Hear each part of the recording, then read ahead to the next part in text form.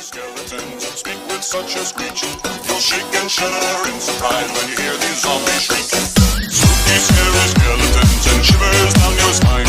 Shrieking skulls will shock your soul and seal your doom tonight. Spooky, scary skeletons. The Russian Sleep Experiment by Orange Soda. Date, May 28, 2009. Day, Thursday. Time, 1546. Number 2,052,748. Russian researchers in the late 1940s kept 5 people awake for 15 days using an experimental, gas-based stimulant. They were kept in a sealed environment to carefully monitor their oxygen intake so the gas didn't kill them, since it was toxic in high concentrations. This was before closed-circuit cameras, so they had only microphones and 5-inch thick glass porthole-sized windows into the chamber to monitor them. The chamber was stocked with books, cots to sleep on but no bedding, running water and toilet, and enough dried food to last all 5 for over a month. The test subjects were political prisoners deemed enemies of the state during World War II. Everything was fine for the first 5 days. The subjects hardly complained, having been promised, falsely, that they would be freed if they submitted to the test and did not sleep for 30 days. Their conversations and activities were monitored, and it was noted that they continued to talk about increasingly traumatic incidents in their past, and the general tone of their conversations took on a darker aspect after the 4-day mark. After 5 days they started to complain about the circumstances and events that lead them to where they were and started to demonstrate severe paranoia. They stopped talking to each other and began alternately whispering to the microphones and one-way mirrored portholes. Oddly, they all seemed to think they could win the trust of the experimenters by turning over their comrades, the other subjects in captivity, with them. At first the researchers suspected this was an effect of the gas itself. After 9 days the first of them started screaming. He ran the length of the chamber repeatedly yelling at the top of his lungs for 3 hours straight. He continued attempting to scream but was only able to produce occasional squeaks. The researchers postulated that he had physically torn his vocal cords. The most surprising thing about this behavior is how the other captives reacted to it. Or rather, didn't react to it. They continued whispering to the microphones until the second of the captives started to scream. The 2 non-screaming captives took the books apart, smeared page after page with their own feces and pasted them calmly over the glass portholes. The screaming promptly stopped. So did the whispering to the microphones. After 3 more days passed. The researchers checked the microphones hourly to make sure they were working, since they thought it impossible that no sound could be coming with 5 people inside. The oxygen consumption in the chamber indicated that all 5 must still be alive. In fact, it was the amount of oxygen 5 people would consume at a very heavily level of strenuous exercise. On the morning of the 14th day the researchers did something they said they would not do to get a reaction from the captives. They used the intercom inside the chamber, hoping to provoke any response from the captives. They were afraid that the captives may have been dead or unable to react. They announced, "We are opening the chamber to test the microphone. Step away from the doors and lie flat on the floor or you will be shot. Compliance will aim one of you your immediate freedom." To their surprise they heard a single phrase in a calm voice response, "We no longer want to be freed." Debate broke out among the researchers and the military forces funding the research. Unable to provoke any more response using the intercom, it was finally decided to open the chamber at midnight on the 15th day. The chamber was flushed of the stimulant gas and filled with fresh air, and immediately, voices from the microphones began to object. 3 different voices began begging, as if pleading for the life of loved ones, to turn the gas back on. The chamber was opened and soldiers sent in to retrieve the test subjects. They began to scream louder than ever, and so did the soldiers when they saw what was inside.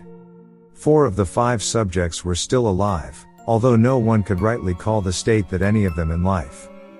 The food rations past day 5 had not been so much as touched. There were chunks of meat from the dead test subjects' thighs and chest stuffed into the drain in the center of the chamber, blocking the drain and allowing 4 inches of water to accumulate on the floor.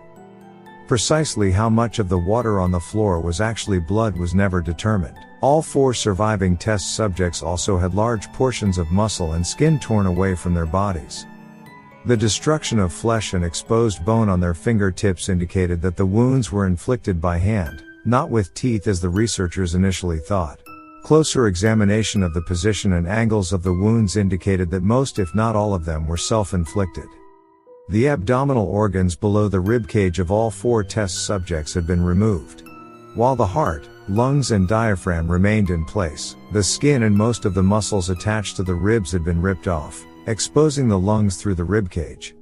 All the blood vessels and organs remained intact. They had just been taken out and laid on the floor, fanning out around the eviscerated but still living bodies of the subjects. The digestive tract of all 4 could be seen to be working, digesting food. It quickly became apparent that what they were digesting was their own flesh that they had ripped off and eaten over the course of days. Most of the soldiers were Russian special operatives at the facility, but still many refused to return to the chamber to remove the test subjects. They continued to scream to be left in the chamber and alternately begged and demanded that the gas be turned back on, lest they fall asleep. To everyone's surprise, the test subjects put up a fierce fight in the process of being removed from the chamber. One of the Russian soldiers died from having his throat ripped out, another was gravely injured by having his testicles ripped off and an artery in his leg severed by one of the subject's teeth. Another 5 of the soldiers lost their lives if you count ones that committed suicide in the weeks following the incident. In the struggle, one of the 4 living subjects had his spleen ruptured and he bled out almost immediately. The medical researchers attempted to sedate him, but this proved impossible. He was injected with more than 10 times the human dose of a morphine derivative and still fought like a cornered animal, breaking the ribs and arm of one doctor. When heart was seen to beat for a full 2 minutes after he had bled out to the point there was more air in his vascular system than blood. Even after it stopped, he continued to scream and flail for another 3 minutes, struggling attack anyone in reach and just repeating the word more over and over, weaker and weaker, until he finally fell silent. The surviving 3 test subjects were heavily restrained and moved to a medical facility. The 2 with intact vocal cords continuously begging for the gas, demanding to be kept awake. The most injured of the 3 was taken to the only surgical operating room that the facility had. In the process of preparing the subject to have his organs placed back within his body, it was found that he was effectively immune to the sedative they had given him to prepare him for the surgery. He fought furiously against his restraints when the anesthetic gas was brought out to put him under. He managed to tear most of the way through a 4-inch wide leather strap on one wrist, even through the weight of a 200-pound soldier holding that wrist as well.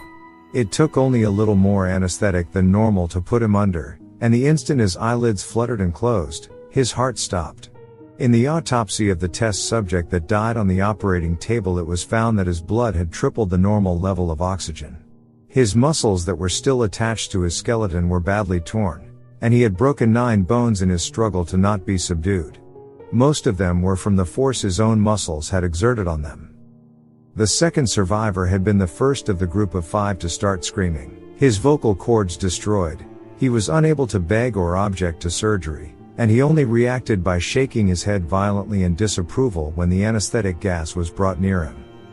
He shook his head yes when someone suggested, reluctantly, they tried the surgery without anesthetic, and did not react for the entire 6-hour procedure of replacing his abdominal organs, and repeatedly that it should be medically possible for the patient to still be alive. One terrified attempting to cover them with what remained of his skin. The surgeon presiding stated the nurse assisting the surgery stated that she had seen the patient's mouth curl into a smile several times, whenever his eyes met hers. When the surgery ended, the subject looked at the surgeon and began to wheeze loudly, attempting to talk while struggling.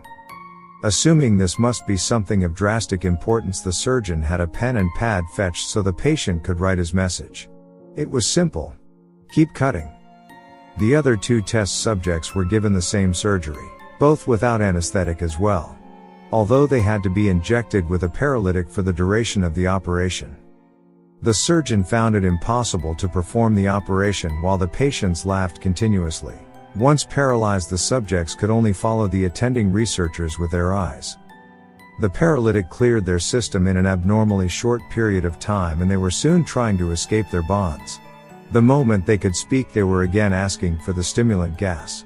The researchers tried asking why they had injured themselves, why they had ripped out their own guts, and why they wanted to be given the gas again. Only one response was given: I must remain awake. All 3 subject restraints were reinforced and they were placed back into the chamber awaiting determination as to what should be done with them. The researchers, facing the wrath of their military benefactors for having failed the stated goals of their project, considered euthanizing the surviving subjects. The commanding officer, an ex-KGB, instead saw potential, and wanted to see what would happen if they were put back on the gas. The researchers strongly objected, but were overruled. In preparation for being sealed in the chamber again, the subjects were connected to an EEG monitor and had their restraints padded for long-term confinement. To everyone's surprise, all 3 stopped struggling the moment it was let slip that they were going back on the gas. It was obvious that at this point all 3 were putting up a great struggle to stay awake. One of subjects that could speak was humming loudly and continuously. The mute subject was straining his legs against the leather bonds with all his might, first left, then right, then left again for something to focus on. The remaining subject was holding his head off his pillow and blinking rapidly. Having been the first to be wired for EEG, most of the researchers were monitoring his brain waves in surprise. They were normal most of the time, but sometimes flatlined inexplicably. It looked as if he were repeatedly suffering brain death, before returning to normal. As they focused on paper scrolling out of the brainwave monitor, only one nurse saw his eyes slip shut at the same moment his head hit the pillow. His brainwaves immediately changed to that of deep sleep, then flatlined for the last time as his heart simultaneously stopped. The only remaining subject that could speak started screaming to be sealed in now.